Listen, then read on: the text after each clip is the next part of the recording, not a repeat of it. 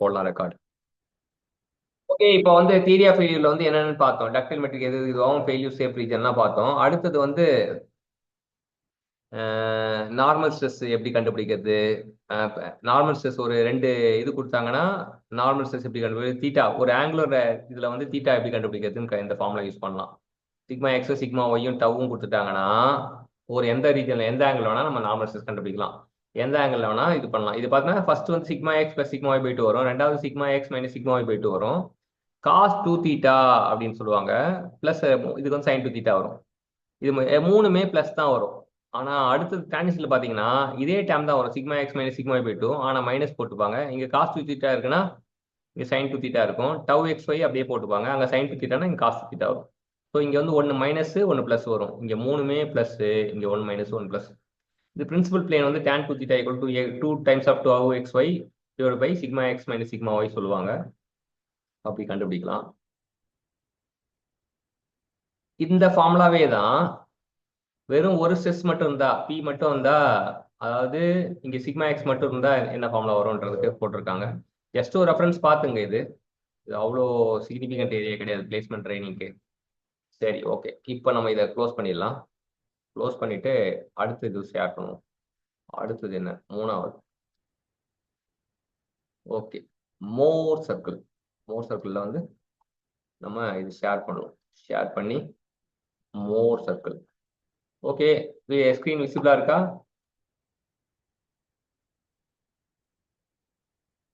Yes sir. சரி, மோர் circle. இப்ப மோர் circle பாத்தீங்கன்னா வந்து மோர் சர்க்கிள் எதுக்காக உருவாக்கப்பட்டதுன்னா, அதாவது ஒரு பாடி அப்படின்னா இன்ஃபைனைட் நம்பர் ஆஃப் பிளேன்ஸ் இருக்கும்.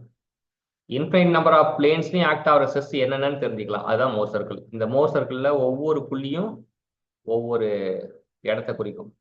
ஆங்கிள், பர்டிகுலர் ஆங்கிள் மெஷர் பண்ணா நம்ம வந்து அந்த ஸ்ட்ரெஸ் அந்த பிளேன்ல கண்டுபிடிச்சிடலாம்.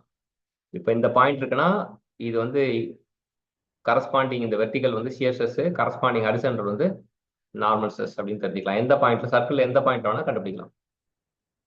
அப்படிதான் இது கொண்டு வராங்க. பிரின்சிபல் ஸ்ட்ரெஸ்க்கு ஃபார்முலா கிடைக்குது, ஷியர் ஸ்ட்ரெஸ்க்கு ஃபார்முலா கிடைக்குது. Radius of Mohr circle represent the maximum shear stress அது சொல்றாங்க. மோர் சர்க்கிள்லாம் என்னன்னா பிரின்சிபல் ஸ்ட்ரெஸ் கிடைக்கிறதுனால என்னன்னா, ஒரு பாடி வந்து நார்மல் ஸ்ட்ரெஸ்ஸும் ஷியர் ஸ்ட்ரெஸ்ஸும் சப்ஜெக்ட் பண்ணும்போது நம்ம டிசைன் வந்து அதை வச்சே பண்ணிடக்கூடாது.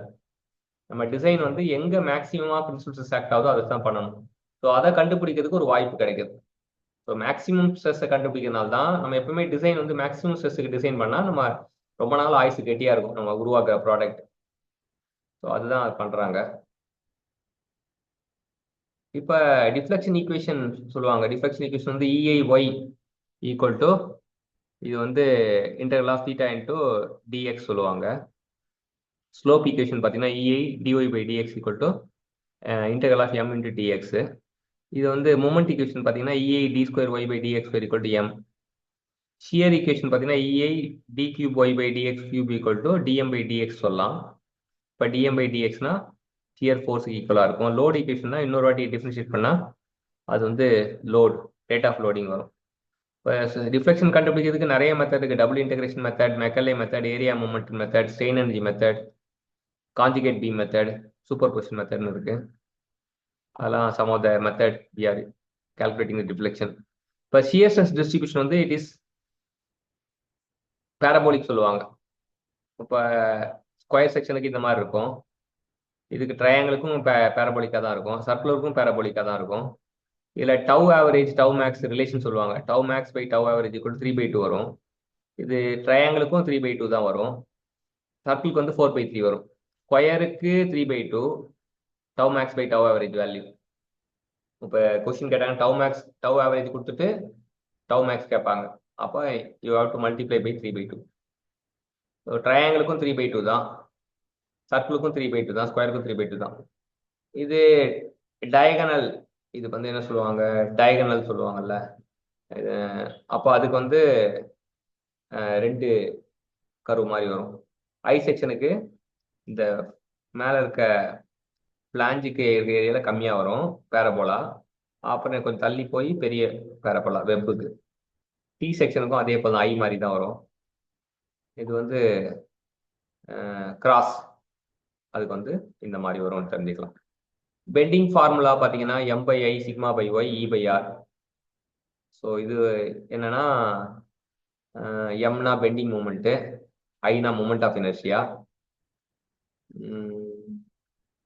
டீனா வந்து M by I sigma by y. சிக்மான பெண்டிங் ஸ்ட்ரெஸ், ஒய்னா டிஸ்டன்ஸ் வந்து நியூட்ரல் ஆக்சிஸ். நியூட்ரல் ஆக்சிஸ்னா என்ன? தாமோதரன் எம். சார் நியூட்ரல் ஆக்சிஸ்ல வந்து சேஞ்சஸே இருக்காது சார். என்ன சேஞ்ச் ஆகாது? அதாவது அங்க சார் இப்போ பெண்டிங் எடுத்துக்கிட்டோம்னா மேலே வந்து ஒரு லோட் கொடுக்குறோம்னா ஒரு பீம்ல அங்க வந்து மேலே டென்சியல் ஸ்ட்ரெஸ் ஆக்ட் ஆகும், கீழே வந்து கம்ப்ரசிவ் ஸ்ட்ரெஸ் ஆக்ட் ஆகும் சார். ஆனா நியூட்ரல் ஆக்சிஸ்ல வந்து எந்த ஸ்ட்ரெஸ்மே ஆக்ட் ஆகாது சார். அவ்வளவுதான். நியூட்ரல்னா நோ ஸ்ட்ரெஸ், ஜீரோ ஸ்ட்ரெஸ். நியூட்ரல்னா zero stress. Very good, thank you. இப்போ ரெக்டாங்குலர் செக்ஷன் பார்த்தீங்கன்னா வந்து ஐ வந்து பிடி கியூ பை ஐ வந்து பிடி கியூ பை 12, டி பை 2 போட்டால் செக்ஷன் மாடல்ஸ் வந்து பிடி ஸ்கொயர் பை 6 வரும். ட்ரையாங்குலர் செக்ஷனுக்கு வந்து இது வந்து பிஹெச் கியூ பை சார் 36. சார் சொல்லுப்பா. எனக்கு ஒரு டவுட் சார். சொல்லுப்பா. சார் இப்போ மொமெண்ட் ஆஃப் இனர்ஷியாக்கும் செக்ஷன் மாடுலஸுக்கும் பிசிக்கல் சிக்னிஃபிகன்ஸ் என்ன சார்? மொமெண்ட் ஆஃப் இனர்ஷியா ரொம்ப சூப்பரான விஷயம். மொமெண்ட் ஆஃப் இனர்ஷியா பொறுத்த வரைக்கும் என்ன அப்படின்னா, moment of inertia is a property. ஆனா it depends on the distribution of area அப்படி சொல்றாங்க. இப்போ மொமெண்ட் ஆஃப் இனர்ஷியா ரெண்டு வகை இருக்குல்ல. ஒன்னு ஏரியா மொமெண்ட் ஆஃப் இனர்ஷியா, இன்னொன்னு மாஸ் மொமெண்ட் ஆஃப் இனர்ஷியா. வந்து இந்த ஏரியா ஒரு 2 டைமென்ஷனல் ஃபிகருக்கு பாத்தீங்கன்னா இந்த ஏரியா வந்து டிஸ்ட்ரிபியூட் ஆகும். அது இப்போ சர்க்கிள்னா ஒரு டிஸ்ட்ரிபியூஷன் இருக்கும், ரெக்டாங்கிள்னா ஒரு டிஸ்ட்ரிபியூஷன் இருக்கும், ஐ செக்ஷனா ஒரு டிஸ்ட்ரிபியூஷன் இருக்கும். சரியா? ஏரியா வந்து நம்ம நியூட்ரல் ஆக்சிஸை விட்டு நிறைய தூரம் தள்ளி இருந்தா அது மூமெண்ட் எதிர்க்கிற தன்மை வந்து அதிகமா இருக்கும். அந்த டிஸ்ட்ரிபியூஷன் ஆஃப் ஏரியான்ற பண்பு தான் வந்து எதிர்ப்பை உருவாக்குது. அதாவது எப்படி இருக்கணும்னா, டிஸ்ட்ரிபியூஷன் எப்படி இருக்கும்னா, என் நியூட்ரல் ஆக்சிஸை விட்டு ஏரியா கொஞ்சம் நிறைய ஏரியா வந்து தள்ளி இருந்ததுன்னா அப்ப அது மூமெண்ட் ஆஃப் ரெசிஸ்டன்ஸ் வந்து அதிகமா கொடுக்குது. ஸோ அதனால ஐ செக்ஷனுக்கு வந்து ஐ மூமெண்ட் ஆஃப் இனர்ஷியா அப்படின்றத சொல்றாங்க. அதே போல மாஸ் மூமெண்ட் ஆஃப் இனர்ஷியாலையும் வந்து இப்ப நார்மலா சாலிட் ஃபிளைவீல் இருக்கு இல்லையா, சாலிட் ஃபிளைவீலுக்கு பதிலாக ஆனுலர் ஃபிளைவீல் யூஸ் பண்ணா மூமெண்ட் ஆஃப் இனர்ஷியா ஜாஸ்தின்னு சொல்லுவாங்க. ஆனுலர் ஃபிளைவீல் என்ன இது பண்றாங்க அப்படின்னா, நம்ம டிஸ்ட்ரிபியூஷன் ஆஃப் மாஸ் வந்து வெளியில அதிகமா இருக்கும். செக்ஷன் மாடுலஸ் அப்படின்னு அதோட சிக்னிபிகன்ஸ் எப்படின்னு பார்த்தோன்னா, இப்போ பெண்டிங் ஸ்ட்ரெஸ்க்கு ஃபார்முலா என்ன? சார் பெண்டிங் ஸ்ட்ரெஸ்க்கு சிக்மா அங்க மேல இருக்கிற sigma equal M by I. அதான் M by I sigma by y சொல்றேன் இல்லையா. இந்த ஒய் அந்த கொண்டு போயிட்டா sigma equal to M y by ஐயா, இல்லாட்டி sigma equal to M by இசட்டா? Yes sir. Sigma equal to M by Z இல்லையா. ஸோ நம்ம ஸ்ட்ரெஸ் கம்மியா இருக்கணும்னு ஆசைப்படுவோம். நம்ம ஒரு பொருளுக்கு எப்பவுமே ஸ்ட்ரெஸ் கம்மியா இருக்கணும்னு ஆசைப்படுவோம். ஸ்ட்ரெஸ் கம்மியா இருக்கணும்னா இசட் எப்படி இருக்கணும் சார்? அதிகமா இருக்கணும். அதுதான் சிக்னிபிகன்ஸ். அதாவது நம்ம ஒரு டிசைன் பண்ணும்போது ரெண்டு கிராஸ் செக்ஷன் எடுத்துப்போம். ரெண்டு கிராஸ் செக்ஷன் எடுத்துட்டு எதுக்கு இசட் அதிகமா இருக்கோ அதுக்கு அதான் நம்ம தெரியும். ஒருத்தன் கேட்கறான், இன்ஜினியர் ஐயா நாங்க எந்த காம்போனண்ட்டை யூஸ் பண்றது அப்படின்னா, நீ கால்குலேட் பண்ணுவ ட்ரையாங்கிள் செக்ஷனுக்கு இசட்டோட வேல்யூ என்ன. இப்போ ரெக்டாங்கிள் செக்ஷன் இசட்டோட வேல்யூ என்னது? இங்க இருக்கு ஃபார்முலா. என்ன ஃபார்முலா சார்? பிடி ஸ்கொயர் டிவைட் பை 6. பிடி ஸ்கொயர் பை 6 இல்ல. அதே போல வந்து சாலிட் சர்க்குலர் செக்ஷனுக்கு ஃபார்முலா இருக்கு. என்ன ஃபார்முலா இருக்கு? ID Q by 3r. 32 5d cube by 32 இருக்கு. சரியா? இப்போ இந்த ரெண்டுத்தையும் கால்குலேட் பண்ணி எது அதிகமா வருதோ, அதாவது ரெக்டாங்கிள் செக்ஷனும் கையில இருக்கு, சர்க்குலர் செக்ஷனும் கையில இருக்கு, ரெண்டுத்துல எது அதிகமா வருதோ அதை யூஸ் பண்ணுவேன். Okay sir. Okay sir. For same area இருந்தா, ரெண்டுமே சேம் ஏரியா அந்த மாதிரி கட்சி கம்பேர் பண்ணும்போது நம்ம ரெண்டுத்துல எது அதிகமா வருதோ அதை யூஸ் பண்ணுவோம். ஸோ அதான் section models important. Section models வந்து அதிகமா இருக்கணும். Okay sir. இப்போ மூமெண்ட் ஆஃப் இனர்ஷியா புரிஞ்சுதா? ஓகே சார், புரிஞ்சு. மொமெண்ட் ஆஃப் இனர்ஷியானா, இனர்ஷியானா எதிர்ப்புன்னு அர்த்தம். சரியா? அப்ப மொமெண்ட் ஆஃப் ரெசிஸ்டன்ஸ்னு அர்த்தம். அப்ப நம்ம கொடுக்குற மொமெண்ட்டை வந்து எவ்வளவு எதிர்க்கும் அப்படின்றது அந்த இனர்ஷியா. எதிர்க்கும் போது நம்ம நியூட்ரல் ஆக்சிஸை விட்டு ஏரியா பரவலா வெளியில இருந்ததுன்னா நல்லா எதிர்க்கும். அதே போல மாஸ் வெளியில இருந்தா நல்லா எதிர்க்கும். செக்ஷன் மாடல்ஸ் அதிகமா இருக்கும். டார்ஷன் வந்து T by J equal to tau by R equal to G theta by L அது சொன்னாங்கன்னா, இப்போ போலார் மூமெண்ட் ஆஃப் இனர்ஷியான்னு ஒருத்தர். போலார் மூமெண்ட் ஆஃப் இனர்ஷியானா வந்து moment of inertia measured with respect to polar axis. Polar ஆக்சிஸ்னா Z axis தான். அப்ப இதை வந்து ஜேன்னு சொல்லுவாங்க. J equal to Ixx plus Iy. ரெண்டு கூட்டினா வரும். ஸோ அது இது பண்ணும். பவர் வந்து கண்டுபிடிக்கிறது 2πnt/60 சொல்லுவாங்க. இங்க torque proportional to D cube சொல்லுவாங்க. டார்க் ப்ரொபோஷனல் டு டி கியூப்னா when diameter is increased by 2 times what happened to torque? சொல்லுங்க வசந்த். வசந்த் சொல்லுங்க. diameter is increased by 2 times what happened to torque? நான் சொல்லிட்டேன் டார்க் ப்ரொபோஷனல் டு டி கியூப்னு சொல்லிட்டேன். இப்போ இது 2 மடங்கு ஏத்தனா 2 பவர் கியூப் என்ன? 2 கியூப். சார் டயாமீட்டர் வந்து 2 மடங்கு அதிகப்படுத்துறோம். டார்க் எத்தனை மடங்கு அதிகமாகும்? ஓகேங்க சார். அப்ப 2 கியூப்னா என்ன அர்த்தம்? 2 2 கியூப்னா d/6. இல்ல d/6 இல்ல 2 டிக்கு பதிலா அங்க 2 போட்டோம்னா 2 கியூபோட வேல்யூ மட்டும் சொல்லு. 2 கியூப்னா 2 8. கியூபோட வேல்யூவா சார்? 2 power of 3 8. 8 இல்ல. அப்ப டார்க் இன்க்ரீஸ் பை ஓகே 8. 8. ஆமா. அப்ப diameter is increase by 2 okay times torque is increase by 8 times. அப்ப டார்க் இன்க்ரீஸ் பை 8 டைம்ஸ்னா பவருக்கு வந்து ஃபார்முலானா T into ஒமேகா. அப்ப power is increase by 8 times. Okay. எல்லா பிளேஸ்மெண்ட்லயும் கேட்பாங்க இந்த கொஸ்டின். அதாவது டயாமீட்டர் 2 மடங்கு அதிகப்படுத்தணும் அப்படின்னா டார்க் 8 மடங்கு அதிகமாகும், பவரும் 8 மடங்கு அதிகமாகும். சரியா? ஓகேங்க சார். அது ஒரு முக்கியமான கொஸ்டின். அவ்வளவுதான். இதுவும் முடிஞ்சது. இது என்ன 3. ஓகே. அதுக்கப்புறம் இது இல்லாம இன்னொன்னு இருக்கு, அது வரேன். 3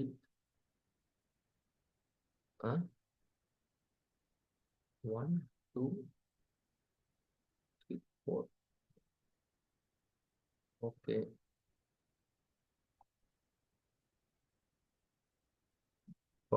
இப்ப தெரியுதா ஸ்கிரீனு?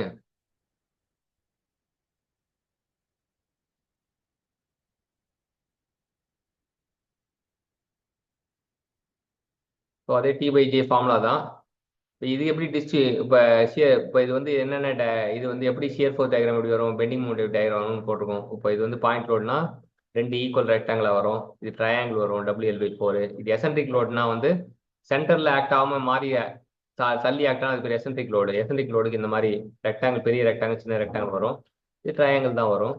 இது யூடிஎல் அப்படின்றப்போ வந்து ஈக்குவல் ட்ரையாங்கிள் வரும். இது பேரபோலா வரும். WL²/8 வரும். பியூர் பெண்டிங்னா வந்து ஷியர் ஃபோர்ஸ் டயக்ராம்ல வந்து நமக்கு ஷியர் ஃபோர்ஸ் டயக்ராம்ல இதுல ஆக்சுவலா வரக்கூடாது. இந்த பியூர் பெண்டிங்க்கு வந்து ஷியர் ஃபோர்ஸ் வந்து வெறும் கோடு மட்டும் தான் வரணும். இங்க வந்து மாறி வரணும். ஓகே. ஆங்கிள் அடுத்தது பாத்தீங்கன்னா ட்ரையாங்கிள் லோடுக்கு வந்து கியூபிக் பேரபோலா வரும். இது பேரபோலா வரும், அடுத்தது கியூபிக் பேரபோலா வரும். அதே போல கேன்டிலிவர் பீம் இது எல்லாமே வரைஞ்சி பார்த்துக்கணும். ப்ராக்டிஸ்க்கு ஃபுல்லா வரைஞ்சி பார்த்துக்கணும். ஷாஃப்ட் வந்து சீரீஸ்ல கனெக்ட் ஆனா அதால என்ன பண்ண முடியும் அப்படின்னா, ஷாஃப்ட்ல வந்து பேரலா கனெக்ட் ஆனா வந்து நமக்கு வந்து ஆங்கிள் ஆஃப் ட்விஸ்ட் வந்து ஈக்குவலா இருக்கும். சீரீஸ்ல கனெக்ட் ஆனா டார்க் ஈக்குவலா இருக்கும். ஸோ அது ஞாபகம் வச்சுக்கணும். இங்க வந்து டார்க் வந்து பேரலா கனெக்ட் ஆகும்போது டார்க் ஷேர் ஆகும், சீரீஸ்ல கனெக்ட் ஆகும்போது ஆங்கிள் ஆஃப் ட்விஸ்ட் ஷேர் ஆகும். டிசைன் பண்றதுக்கு வந்து சிஎஸ் வந்து 16t/πd³ போடுவோம். பெண்டிங் ஸ்ட்ரெஸ் வந்து 32m/πd³ போடுவோம். இது மேக்ஸிமம் ஷியர் ஸ்ட்ரெஸ் தியரி படி இந்த மாதிரி பண்ணுவோம், நார்மல் ஸ்ட்ரெஸ் தியரி படி இந்த மாதிரி பண்ணுவோம் அப்படின்னு தெரிஞ்சுங்க. ஸோ இந்த நோட்ஸ் எல்லாம் கொடுக்குறேன். ஸ்லோப் அண்ட் டிஃப்ளெக்ஷன் ஃபார்முலா அப்படியே ஃபுல்லா வந்து ஒரு ஓவர்வியூ விடுங்க.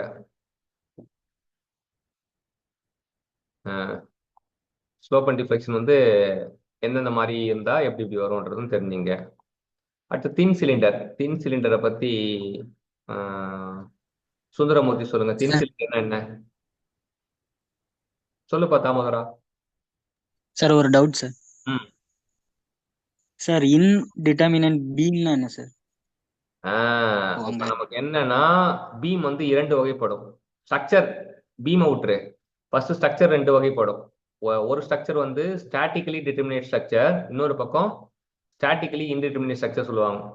ஸ்டாட்டிக்கலி டிட்டர்மினேட் ஸ்ட்ரக்சர் அப்படின்னா என்ன அப்படின்னா, இப்போ ஸ்ட்ரக்சருக்கு வந்து டிகிரி ஆஃப் ஃப்ரீடம் எவ்வளோ சார்? டிகிரி ஆஃப் ஃப்ரீடம் 0 ஸ்ட்ரக்சருக்கு. அப்போ ஸ்ட்ரக்சருக்கு degree of freedom 0. Statically determinate ஸ்ட்ரக்சர்னா இப்போ இந்த ஸ்ட்ரக்சர்ல வந்து நம்ம என்னன்னா ரியாக்ஷன் சப்போர்ட் ரியாக்ஷன் ஒன்று ஆக்ட் ஆகும். எப்பவுமே வந்து ஸ்ட்ரக்சர்ல நமக்கு பீமா இருக்கட்டும் காலமா இருக்கட்டும், ஹரிசாண்டல் ஸ்ட்ரக்சர் வந்து பீம் சொல்லுவாங்க, வெர்டிகல் ஸ்ட்ரக்சர் வந்து காலம் சொல்லுவாங்க. ஸோ நமக்கு வந்து இந்த ஸ்ட்ரக்சர்ல என்ன ஆக்ட் ஆகும்னா சப்போர்ட் ரியாக்ஷன் ஒன்று ஆக்ட் ஆகும். இப்போ ரியாக்ஷன் கண்டுபிடிப்போம் இல்லையா, எஸ் சார். அந்த ரியாக்ஷனை வந்து வெறும் ஈக்லிபிரியம் கண்டிஷனை வச்சு மட்டும் கண்டுபிடிச்சாங்கன்னா அது ஸ்டாட்டிக்லி டிட்டர்மினேட் ஸ்ட்ரக்சர். ஈக்லிபிரியம் ரிலேஷன்னா என்னன்னா sum of the force equal to 0, sum of the moment equal to 0, அதான் ஈக்லிபிரியம் கண்டிஷன். Okay sir. அதாவது சப்போர்ட் ரியாக்ஷன் கண்டுபிடிக்கும் போது நமக்கு வெறும் ஈக்லிபிரியம் கண்டிஷன் மட்டும் வச்சு கண்டுபிடிக்க முடிஞ்சதுன்னா அது வந்து statically determinate structure. Statically indeterminate structure சொல்லு சார். பின்ன டூ ரியாக்ஷன் ஃபோர்ஸுக்கு மேல இருந்தாலே நமக்கு ஸ்டாட்டிக்கலி இன்டிட்டர்மினேட் ஸ்ட்ரக்சர் தானே சார் அப்படின்னா? ஆமா, அது அதிகமா இருந்தாலே தான். ஆனா வந்து நம்ம என்ன சொல்லுவாங்கன்னா இப்போ ஸ்டாட்டிக்கலி இன்டிட்டர்மினேட் ஸ்ட்ரக்சர் நம்ம டிஃபைன் பண்ணும்போது where support reaction can be calculated with the help of equilibrium condition and deformation relation. இன்னொரு ரிலேஷன் தேவைப்படும் நமக்கு. ப்ராப்பர்ட்டி கேன்டிலிவர் பீம் சால்வ் பண்ணும்போது நீ பார்க்கலாம், ரெண்டு அந்த பக்கம் டிஃப்ளெக்ஷன் இந்த பக்கம் டிஃப்ளெக்ஷன் ஈக்குவேட் பண்ணி நம்ம கொண்டு வருவோம். எஸ் சார், சூப்பர் பொசிஷன் பண்ணி இது பண்ணுவோம். ஆமா, பண்ணி கொண்டு வருவோம்ல, அதுதான் வந்து ப்ராப்பர்ட்டி கேன்டிலிவர் பீம்ல நம்ம பார்க்கலாம். இப்போ ஸ்டாட்டிக்கலி இன்டிட்டர்மினேட் ரிலேஷன்னா வெறும் ஈக்குலிபிரியம் கண்டிஷன் வச்சு சப்போர்ட் ரிலேஷனை கண்டுபிடிக்க முடியாது. we need some other relation called deformation relation. Okay. Additional equations should be required. Okay sir. புரியுதா? Okay sir, thank you. புரிஞ்சு. ஓகே, இப்போ அடுத்தது என்ன அப்படின்னு பாத்தீங்கன்னா இந்த தின் சிலிண்டர் அப்படின்ற ஒண்ணு இருக்கு. தின் சிலிண்டர் வந்து சுந்தரமூர்த்தி சொல்லுங்க. Sir, thin cylinder thickness consider as 1 sir. Thickness அதாவது இதுனா தெரியலன்னு நினைக்கிறேன் போர்டு உனக்கு. அதாவது T/D வந்து ரேஷியோ வந்து லோவர் தென் 1. Lower than 1/20. சரியா? Okay sir. Lower than less than or equal to 1/20. Okay sir. அதே கிரேட்டரா இருந்தா கிரேட்டரா இருந்தா thick wall cylinder sir. Thin சிலிண்டர்ல ரேடியஸ் ஸ்ட்ரெஸ் இருக்காது, ரேடியஸ் ஸ்ட்ரெஸ் எப்பவுமே 0 தான் இருக்கும். சரியா? Okay sir. தின் சிலிண்டர்ல ரேடியஸ் ஸ்ட்ரெஸ் இருக்காது. அப்ப என்ன லாங் டியூ ஸ்ட்ரெஸ் இருக்கும், சர்க்கம்ஃபரன்ஸ் ஸ்ட்ரெஸ் இருக்கும். Circumferential stress. ஆமா. அப்போ ஊப் ஸ்ட்ரெஸ் வந்து பார்த்தேன்னா formula PD/2T, long due stress வந்து PD/4T. இதெல்லாம் எப்படி டெரைவ் பண்ணலாம்னு சொல்லலாம். சரி, மேக்ஸிமம் ஸ்ட்ரெஸ் வந்து PD/8T சொல்லுவாங்க. ஸோ இது ஊப் சைன் PD/4T 2 - μ அப்படி சொல்லுவாங்க. இதெல்லாம் வந்து டெரைவ் பண்ணி கொண்டு வரணும். இதெல்லாம் வந்து ஒன்னொன்னா டெரைவ் பண்ணி கொண்டு வரணும்.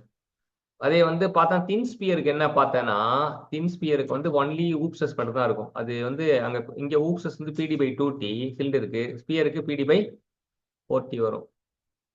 இப்போ இங்க PD/4T ஓப்பன் த பிராக்கெட் 1 - μ வரும். Volumetric strain equal to 3 times of hoop strain சொல்லுவாங்க. இங்க volumetric strain equal to 2 times of hoop strain plus 1 times of longitudinal strain அப்படின்றது தெரிஞ்சுக்கலாம். இந்த ஃபார்முலாஸ்லாம் கொஞ்சம் பாருங்க. அடுத்தது காலம்னா என்ன சொல்றாங்க? சிவபழனி சொல்லுங்க, காலம்னா என்ன? சிவபழனி, அன்மியூட் யுவர் மைக். காலம்னா என்ன? காலம்னா வெர்டிகலா சப்போர்ட் ஆயிருக்கும் sir. Vertical structure carrying axial compressive load. அது வெர்டிகலா இருந்தா மட்டும் பத்தாது, அது என்ன பண்ணணும்?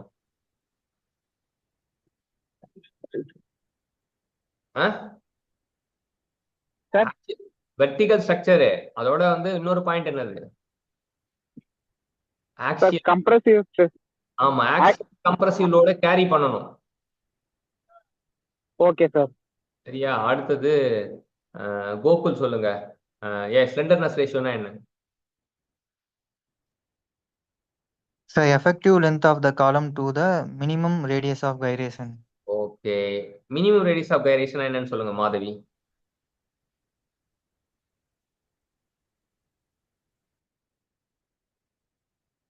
It is a square root of minimum moment of inertia to that of area. சரி, அடுத்து தமிழன் சொல்லுங்க. டைப்ஸ் ஆஃப் காலம். தமிழன் ஜி. Sir. டைப்ஸ் ஆஃப் காலம். காலம், இன்டர்மீடியட் காலம், என்ன காலம்? ஷார்ட் காலம்,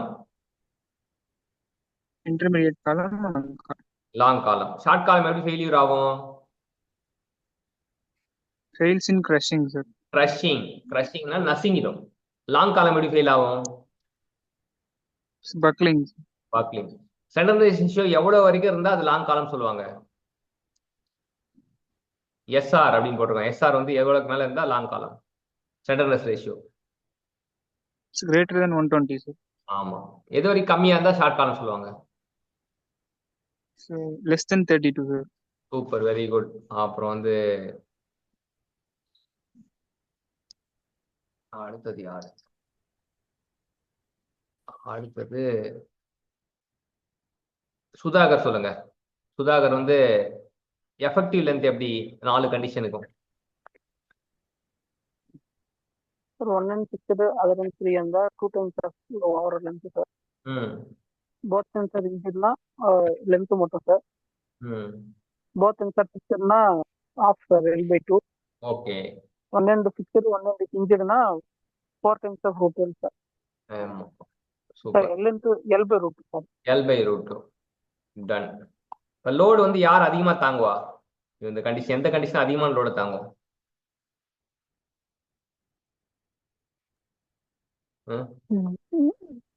எது அதிகமா தாங்கும்?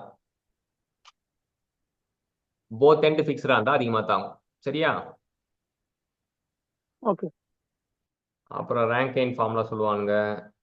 இது ஒன்றும் இல்லை, எசன்ட்ரிசிட்டிலாம் ஒன்றும் அதிகமாக கேட்க மாட்டானுங்க. ஸ்ப்ரிங்கில் வந்து என்ன அப்படின்னா, ஸ்ப்ரிங்கில் வந்து முக்கியமாக நம்ம என்னன்னா ஸ்ப்ரிங் இண்டெக்ஸ், அது காயில் டயா பை ஒயர் டயா ஞாபகம் வச்சுக்கணும். அப்புறம் வால் correction factor 4c - 1 / 4c - 4 + 0.615/c சொல்லணும். இந்த சினா வந்து capital D by small D. Wall correction factor எதுக்கு அப்படின்னா வந்து நம்ம ஷியர் ஸ்ட்ரெஸ் வந்து இப்போ கரெக்ஷன் ஃபேக்டர் எப்படின்னா வந்து நமக்கு சில ஃபேக்டர்ஸ் கர்வேச்சர் எஃபெக்டை கன்சிடர் பண்ணுவாங்க. கர்வேச்சர் எஃபெக்டை வச்சு போட்டால் நமக்கு ஃபார்முலா கஷ்டமாக இருக்கும் அப்படின்னால, அதாவது கர்வேச்சர் எஃபெக்ட்டுக்கும் ஷியருக்கும் வந்து கன்சிடர் பண்ணுறதுனால, டார்ஷனல் ஷியரும் கன்சிடர் பண்ணனால தான் இந்த வால் ஸ்ட்ரெஸ் ஃபேக்டர் வரும். அப்புறம் ஸ்ப்ரிங்ஸ் வந்து பார்த்தோன்னா சீரீஸ் பேரலல் சீரீஸாக இருந்தால் வந்து இப்போ ஒரு ஸ்ப்ரிங்கோட இன்னொரு ஸ்ப்ரிங் கனெக்ட் பண்ணால் ஸ்டிஃப்னஸ் கம்மியாகும்.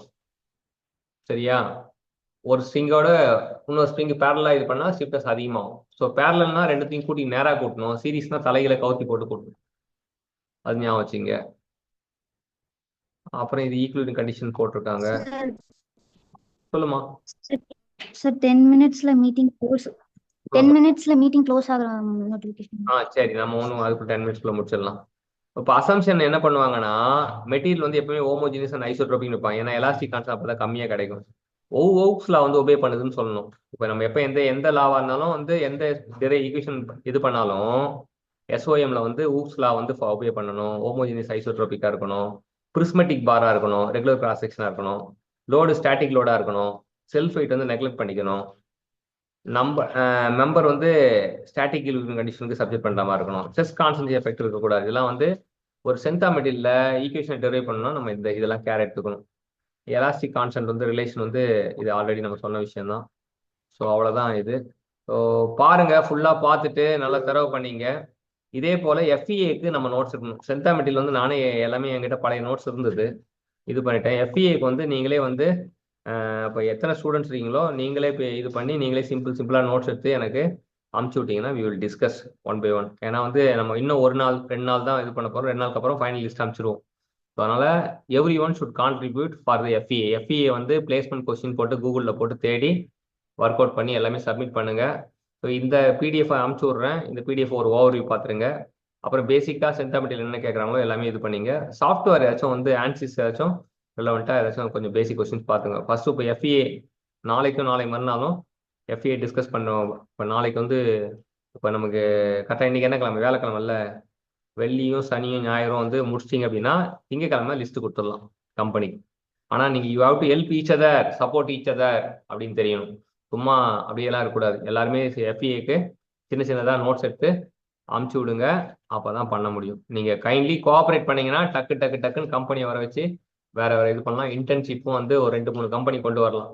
நீங்க இன்ட்ரெஸ்ட் காட்டாம இருந்தீங்கன்னா நம்மளால ஒன்றும் பண்ண முடியாது. So your interest is very much appreciated அப்படின்னு தெரிஞ்சீங்க. நீங்க ஆர்வமா இருந்தீங்கன்னா எல்லாருமே வேலைக்கு போயிடலாம். நீங்க வேலைக்கு போறத பார்த்தா 12 பேர் தான் இருக்கீங்க. 12 பேர் இருக்கிறது வந்து 1 2 3 4 5 6 7 8 9 10 11 12 13 பேர் இருக்கீங்க. ஸோ 13 பேர் வேலைக்கு போனீங்கன்னா எல்லாருமே வந்து படிக்க ஆரம்பிப்பாங்க. அதனால யாருக்கும் வேலை கிடைக்கல அந்த மாதிரிலாம் யோசிக்க தேவையில்ல. கரெக்டா you should be kind enough to practice பண்ணீங்கன்னா போதும். எனக்கு எஃப்இஏ வந்து கரெக்டாக நோட்ஸ் எடுத்து சிம்பிளாக டிஸ்கஷனை வச்சு நம்ம முடிச்சிட்டோம், 2 நாளில் முடிச்சிட்டோம் அப்படின்னா ஃபைனல் லிஸ்ட் அமைச்சிடலாம். சரியா? ஸோ எல்லாம் ஒபே பண்ணுவீங்கன்னு நினைக்கிறேன். டைம் வேஸ்ட் பண்ணாதீங்க. It is very important. நீங்கள் வந்து என்னன்னா ஒரு கம்பெனிக்கு போகிறது அப்படின்றது, கம்பெனி ஆப்பர்ச்சுனிட்டி கிடைக்கிறது ரொம்ப இம்பார்ட்டன்ட். நம்ம ஜிசிடினால நமக்கு வாய்ப்பு கிடைக்குது, வேர்ட் ஆஃப் மவுத்லேயே கிடைக்குது. நீங்கள் அதை புரிஞ்சுக்கிட்டு கரெக்டாக பண்ணீங்க அப்படின்னா எல்லாருமே பிளேஸ் ஆகிக்கலாம். நீ வேர்ட் ஆஃப் மவுத்லேயே எல்லாரையும் பிளேஸ் ஆகிக்கலாம். அது போய் கம்பெனியில் போய் நல்லா சிறப்பாக வேலை செஞ்சீங்கன்னா சேலரி பேக்கேஜ் கிடுகிடுன்னு ஏறுது. சரியா? இப்போ சீனியர் ஒருத்தனை மீட் பண்ண 3 lakhs per annum தான் போனான், ஆனால் இன்னைக்கு 18 lakhs. அவன் சொல்றான், sir quickly I will reach 50 lakhs அப்படின்றான். எப்படிடா அப்படின்னு கேட்டா, இஸ் வெரி சின்சியர். அதாவது நிறைய நேரம்லாம் படிக்கலாம் கிடையாது, கரெக்டா வேலை செய்யும் போது work while you work, play while you play. அதான் நீங்க எல்லாருமே வந்து அந்த மாதிரி ஆட்டிடியூட்டை மட்டும் மாத்திட்டீங்க, எல்லாருமே இதுவாயிடும். சரியா? So all the best champions. Thank you for the joining today session. So எல்லாருக்கிட்டையும் நான் எதிர்பார்க்கறது இந்த நோட்ஸ், இப்போ இந்த ஸ்ட்ரென்த் மெட்டீரியலுக்கு வந்து நான் கொடுக்குற நோட்ஸை ஃபுல்லாக இது பண்ணிடணும். ப்ளஸ் நீங்களே ப்ரிப்பேர் பண்ணுங்க. அதுக்கப்புறம் எஃப்இஏக்கு வந்து நம்ம கொஞ்சம் சிம்பிள் கான்செப்டாக நீங்கள் மேக் பண்ணி கொடுக்கணும் எல்லாருமே. சரியா? Every one should accepted. எல்லாம் வில்லிங்காக இருக்கீங்களா? how many of you willing? Okay sir. Okay தானே எல்லாருக்குமே? ஆமா, சார் எல்லாருமே சேர்ந்து வேலை செஞ்சாதான்டா சீக்கிரம் பண்ண முடியும். அப்போ வந்து சேர்ந்து வேலை செய்யுங்க, பக்காவா நம்ம பிளேஸ் ஆகிக்கலாம். Okay, all the best. Thank you everyone. Thank you thank you sir. Sir. Thank you sir. Meeting close பண்ணிக்கலாம். Thank you sir. உங்களுக்கும் டவுட் இருந்தா Thank you, sir. ஆமா, உங்களுக்கும் டவுட் இருந்தா டவுட் வந்து குரூப்ல போஸ்ட் பண்ணுங்க, என்ன டவுட்ன்றத. இங்க தைரியமா பேச பழகுங்க. நீங்க என்ன அப்படின்னா, இங்கேயே பேசலன்னா அப்ப இன்டர்வியூல எப்படி போய் பேசுவீங்க? இங்க பேசுங்க. பேச பேச பேச பேச பேசதான் இதுவாகும். இப்போ என்னன்னா, ஒரு நல்ல நம்ம கரெக்டா சிஸ்டம் கரெக்டா இருக்கு, ஜிசிடினால கேக்குறாங்க, நீங்க பேசுங்க, டவுட்லாம் வந்து போஸ்ட் பண்ணுங்க குரூப்ல. அப்பதான் வந்து இன்டராக்டிவா இருக்கும். சரி, ஆல் தி பெஸ்ட் பா. தேங்க்யூ.